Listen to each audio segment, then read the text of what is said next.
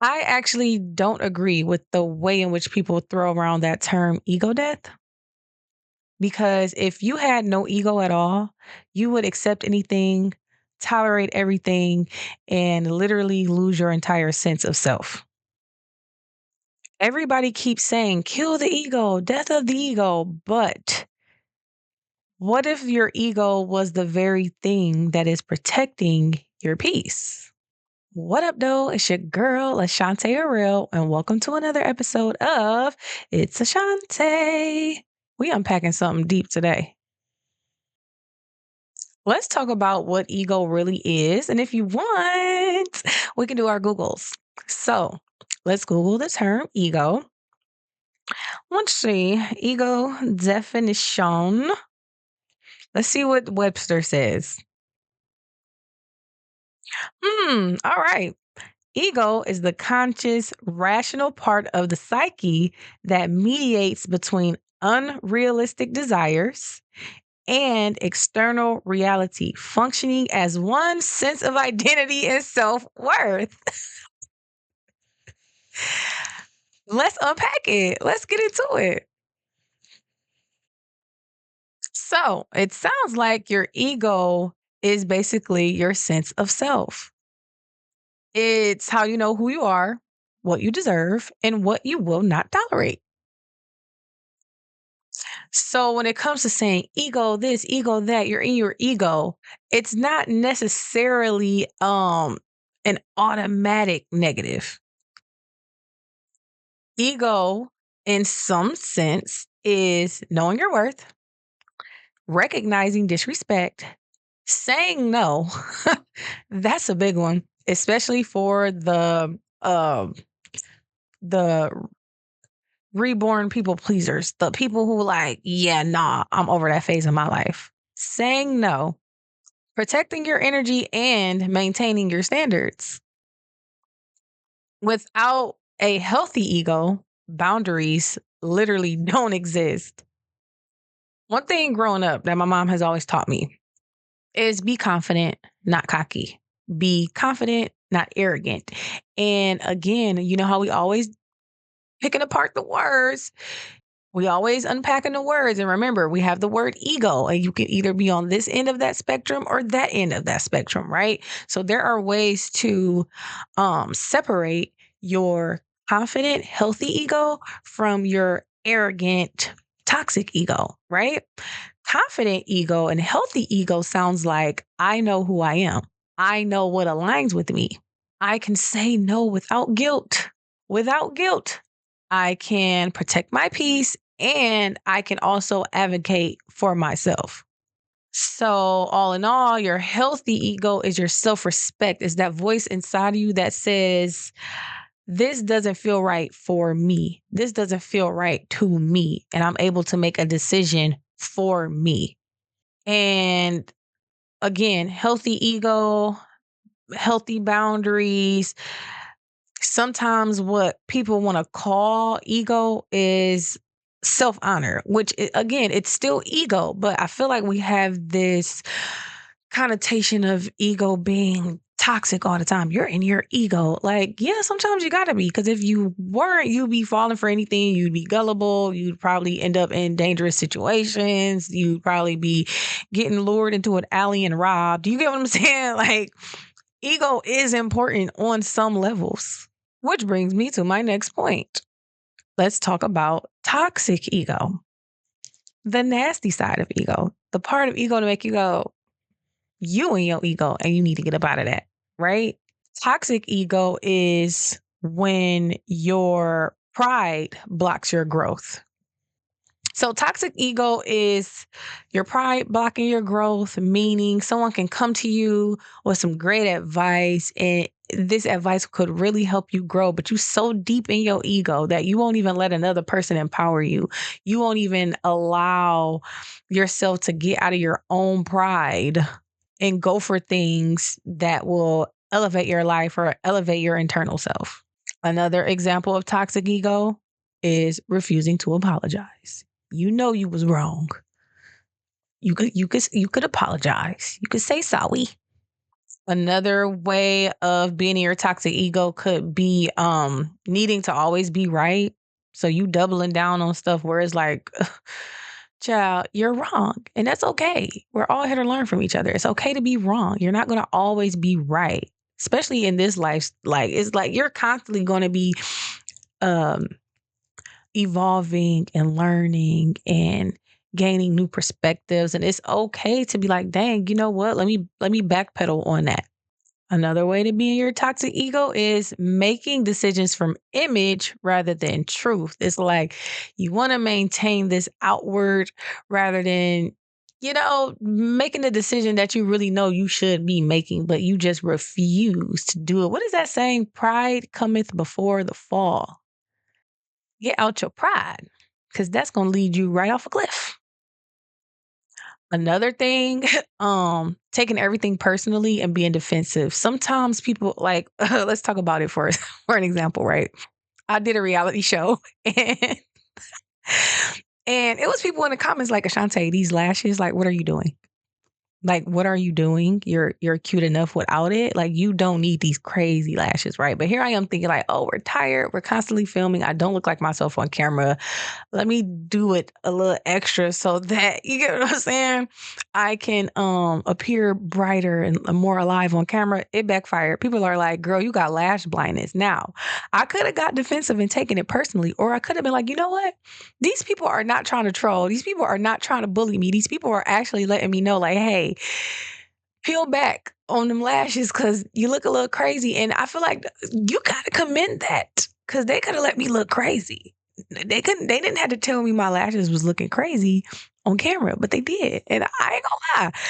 When I'm not being that I wasn't in my toxic ego, I appreciated that. Like I legit was like, dang, you know what? Thank you. Cause y'all ain't had to tell me that.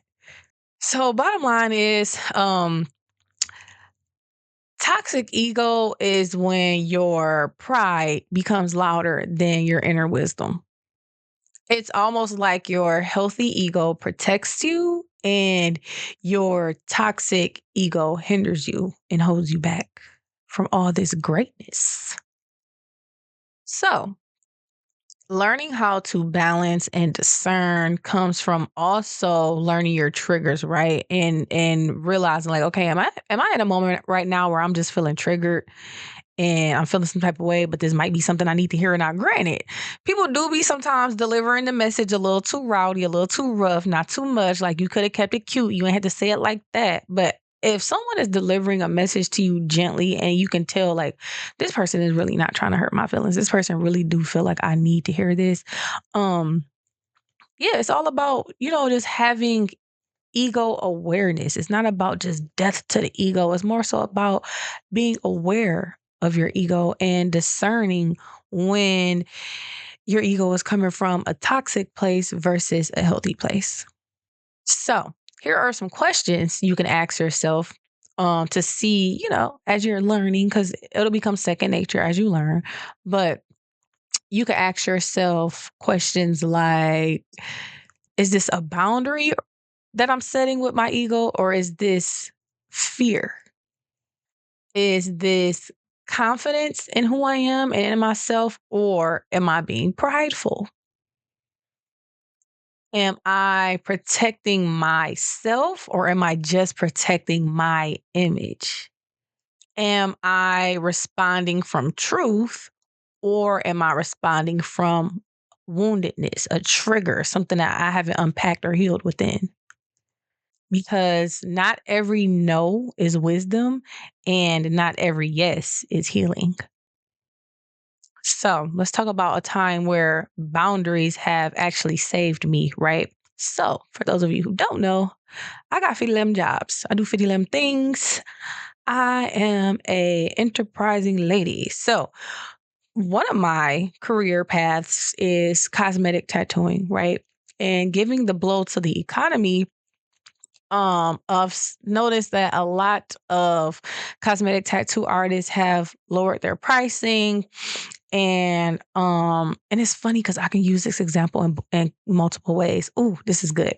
So a lot of tattoo artists have lowered their pricing, to fit the economy, right? Because you rather make some money than no money, right? You want to charge $900.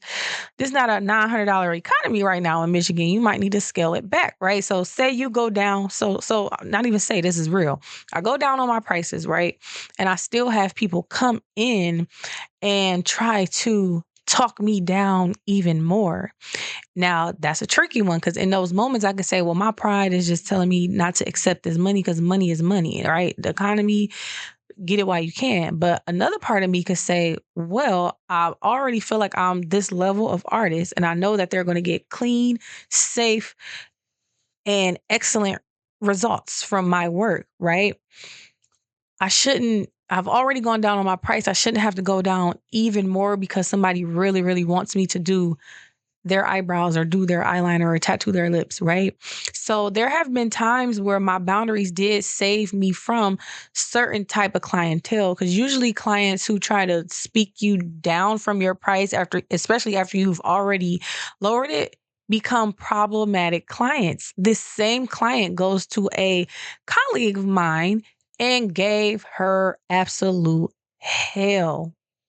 Gave her hell. So in that instance, my boundaries saved me from a situation. My ego saved me from a situation that the juice wouldn't have been worth the squeeze. It would have been more of a headache than a plus. All money ain't good money in that sense, right?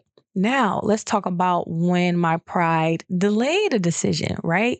My pride delayed me from going down on my prices given the economy in the first place. I was sitting around doing nothing at one point, chipping away at my savings. I'm like, hold on, girl, I need to make some money. You're spending more money than you're bringing in. But my pride at one point would not let me go down on my prices. I'd rather do 3, 4 people that month than do 3, 4 people in a day because my pride would not allow me to go down on my pricing. But it seems like once I went down on my pricing, I was back booked out for months. I had to learn the difference between protecting my peace and protecting my pride all in the same, in one fell swoop. It seems like I had to, again, put my pride aside and lower my price, but I also can't be so people pleasy and so not self-aware about my skills and what I offer my clients that I'm just accepting anything, right? Say all of this to say you don't have to kill yourself to heal yourself.